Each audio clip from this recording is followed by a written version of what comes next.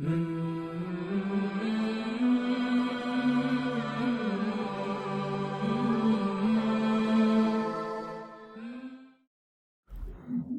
علیکم ورحمۃ اللہ وبرکاتہ۔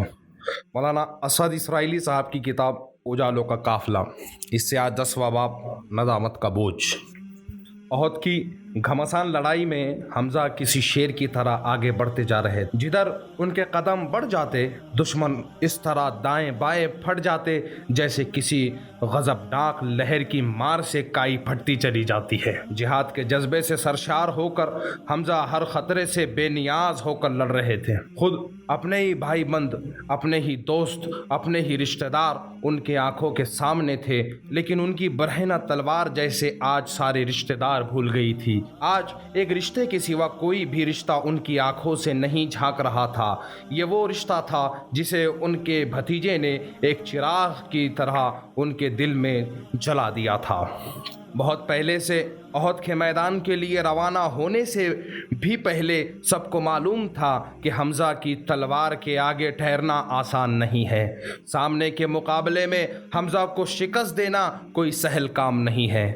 اسی لیے تو ہندا نے وحشی کو ایک پہاڑ کی کوہ میں چھپا کر بٹھا دیا تھا کہ جیسے ہی حمزہ ادھر سے گزرے وحشی اچانک اپنی برچھی پھینک کر انہیں شہید کر دے۔ اگر حمزہ ختم ہو گئے، ہندا نے وحشی کو یقین دلاتے ہوئے کہا تھا، تو میں تمہیں اتنا انعام دوں گی کہ تم تصور بھی نہیں کر سکتے۔ کاش حمزہ ختم ہو جائے کسی طرح۔ ابو سفیان کی بیوی ہندا کی سب سے بڑی تمنا یہ تھی، حمزہ اگر ختم ہو گئے تو اسلام کی ایک بہت بڑی طاقت ختم ہو جائے گی، محمد کی کمر ٹوٹ کر رہ جائے گی، ان کا حوصلہ ہمیشہ کے لیے پست ہو جائے گا۔ اے خداوند حبل، ہندا نے اپنے دیوتا کے آگے جھکتے ہوئے قسم کھائی، میں عہد کرتی ہوں کہ اگر حمزہ ختم ہو گیا تو میں اس کے ناک کان کاٹ لوں گی، میں ان کا ہار بنا کر پہنوں گی، میں اس کا کلیجہ چبا کر اپنے دل کو ٹھنڈا کروں گی۔ اور ایسا ہی ہوا۔ جہاد کے جذبے سے سرشار حمزہ دشمنوں کا صفایا کرتے ہوئے جیسے ہی پہاڑی کے سامنے پہنچے جہاں وحشی روپوش تھا، وحشی نے اپنی برچھی پھینک کر ان کی ناف پر ماری۔ حمزہ وہیں میدان میں گر گئے۔ ایک زخمی شیر کی طرح منہ پھیر کر انہوں نے دیکھا وحشی اپنی کامیابی پر مسکرا رہا تھا۔ حمزہ اٹھ بھی نہ سکے اور دھیرے دھیرے ان کی آنکھیں بند ہو گئی۔ کتنا سکون تھا ان کے چہرے پر۔ آخر آج انہوں نے اپنے چچا ہونے کا فرض ادا کر ہی دیا۔ ان کی جان ان کے پیارے بھتیجے کے کام آ ہی گئی۔ اور تھوڑی ہی دیر بعد حضور میدان جنگ میں اپنے چچا کو تلاش کرتے ہوئے ان کی لاش تک پہنچے تو سرد آہ ان کے ہونٹوں سے نکل گئی۔ ان کے پیارے چچا کی کتنی بے حرمتی کی گئی تھی۔ ان کا سینہ چیر دیا گیا تھا، کلیجہ چبا لیا گیا تھا، ناک کان کاٹ لیے گئے تھے۔ آہ میرے چچا، خدا آپ پر اپنی بے پایا رحمتوں کی بارش کرے گا، کیونکہ آپ رشتوں کے قائم کرنے والے تھے، آپ اسلام کے بہترین مجاہد تھے۔ میرے چچا، حضور کی آنکھیں بھر آئی۔ لاش کے سرہانے کھڑے بہت دیر تک آپ اپنے چچا کو آنسوؤں کا نذرانہ پیش کرتے رہے اور پھر ایک ٹیس سی اپنے دل میں لیے ٹھہرے ٹھہرے قدموں سے واپس لوٹ آئے۔ وہ سوچ رہے تھے، حمزہ کی شہادت کا یہ زخم کیا اب کبھی بھی بھر سکے گا؟ شاید کبھی نہیں، کبھی بھی نہیں۔ اور جب مکہ کے اوپر اسلام کا پرچم لہرایا اور حضور نے کعبے میں ایک اللہ کی بڑائی کا اعلان کیا، تب مکہ میں کوئی بھی ایسا نہ تھا جو اسلام کو چیلنج کر سکے۔ لوگ جوگ در جوگ دائرہ اسلام میں آ رہے تھے، سارے وہ لوگ جن کے ہاتھوں کے لگائے ہوئے زخم حضور کے دل میں اب تک تازہ تھے۔ حضور ایک پاکیزہ مسکراہٹ کے ساتھ سب کو معاف کرتے جا رہے تھے، سب کی ندامتیں، سب کی شرمساریاں قبول کرتے جا رہے تھے۔ ان لوگوں میں ابو سفیان بھی تھا جو کبھی کافروں کا سپہ سالار تھا، ہندا بھی تھی جو اسلام کی بدترین دشمن تھی، ارقم بھی تھا جو ابو جہل کا بیٹا تھا، اور نہ جانے کون کون۔ کوئی بات نہیں، حضور کا ایک ہی رد عمل تھا۔ سارے لوگ سینے سے لگا لیے گئے، سب کے قصور معاف کر دیے گئے، مگر جب وحشی سر جھکائے اسلام قبول کرنے آیا تو حضور سے ضبط نہ ہو سکا۔ بھولی ہوئی یادیں ایک بار پھر تازہ ہو گئیں، آنکھوں میں آنسو بھر آئے۔ وحشی سناٹے میں دیکھتے رہ گئے۔ मुझे तुमसे कोई शिकायत नहीं वहशी, तुमने इस्लाम कबूल कर लिया, तुम मुसलमान हो गए, मगर क्या तुम इतना कर सकते हो वहशी कि मेरे सामने ना आया करो? तुम्हें देखता हूँ तो मेरे ज़ख्म हरे हो जाते हैं, मुझे अपने प्यारे चाचा याद आ जाते हैं। बोलो क्या तुम ऐसा कर सकते हो वहशी? और वहशी सर झुकाए, न जाने क्या क्या सोचते रहे। वो तो आज अपनी मताए दिल वो जान नज़र करने के लिए आए थे, वो तो नदामत के आंसुओं से आज अपने सारे गुनाह धोने आए थे। हुजूर के पाकीज़ा और मुक़द्दस चेहरे का इश्क उन्हें हुजूर के ग़ुलामी में खींच लाया था, लेकिन ग़ुलामी के इस दायरे में आते ही ये पहला हुक्म जो उनको मिला था उसने उन्हें शदीद आजमाइश में डाल दिया था। तो क्या अब कभी वो इस पाकीज़ा, उस बेनियाज प्यारे चेहरे को नहीं देख सकेंगे? क्या फूलों की तरह उन पाकीज़ा होठों से झड़ती हुई बातों को नहीं सुन सकेंगे? क्या इस बारगाह ने उन्हें ठुकरा दिया है जिसके इश्क में वो अपने ख़ानदान, अपने ताल्लुकात के सारे बंधन तोड़कर खिंचे खिंचे चले आए थे? आखिर ऐसा क्यों ना होता? उनका गुनाह भी तो कितना बड़ा है, इस्लाम की आबरू हमज़ा को शहीद करना। वो हमज़ा जिनसे हुजूर बेपनाह प्यार करते थे, जो हर आड़े वक्त में हुजूर के लिए तहफ़्फ़ुज़ की एक चट्टान बन जाते थे। चंद सिक्कों की लालच में इन्होंने हमज़ा को शहीद कर दिया था। हकीकत में वो हरासा के मुस्तहिक थे। हाँ, वो इसी काबिल थे।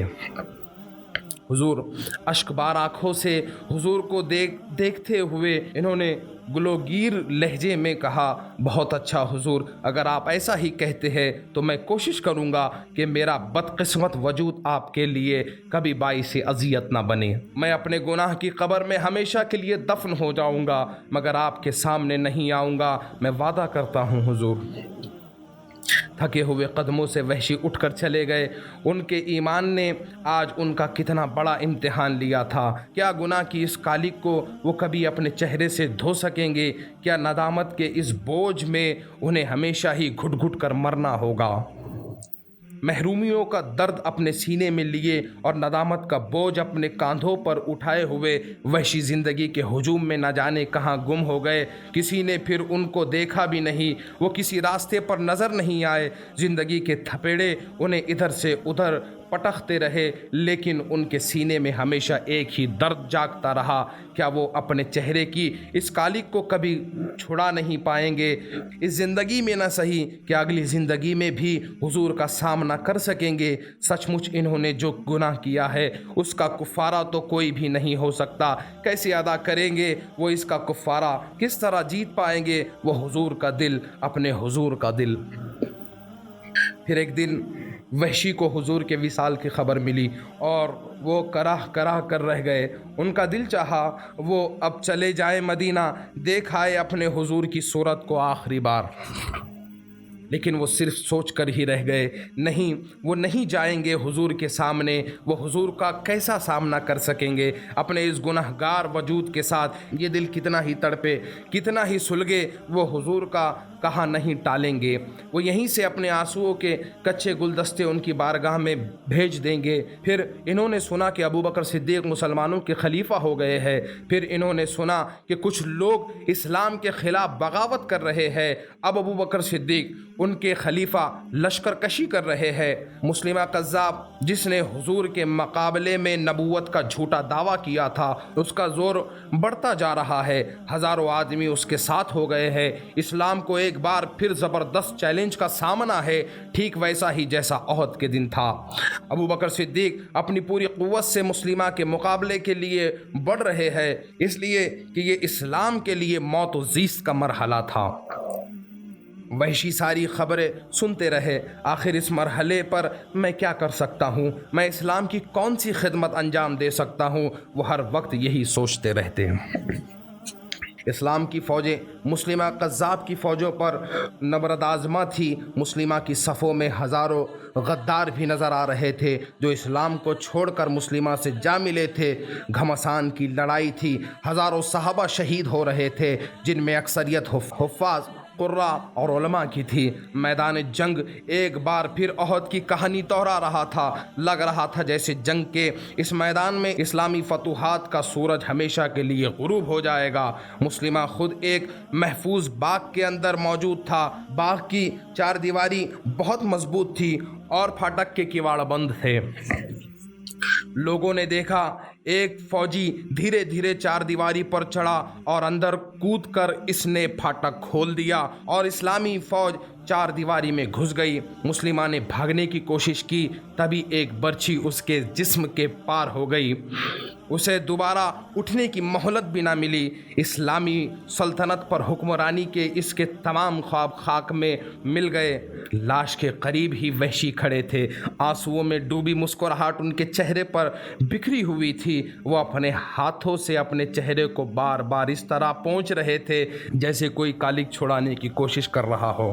آج سے برسوں پہلے انہوں نے یاد کرتے ہوئے آواز میں کہا، میں نے اسلام کی ایک جلیل القدر شخصیت کو اسی طرح شہید کیا تھا۔ آج میں نے کفر کی اتنی ہی بڑی شخصیت کو اسی طرح قتل کر دیا ہے۔ اے خدا، کیا میرے گناہ کا کفارہ ادا ہو گیا ہے؟ وحشی کے چہرے پر طمانینت کے رنگ ایک عجیب سی تابش بن کر بکھر گئے تھے اور وہ سوچ رہے تھے کہ میرے حضور حشر کے میدان میں اب تو مجھ کو نہیں دھتکاریں گے نا۔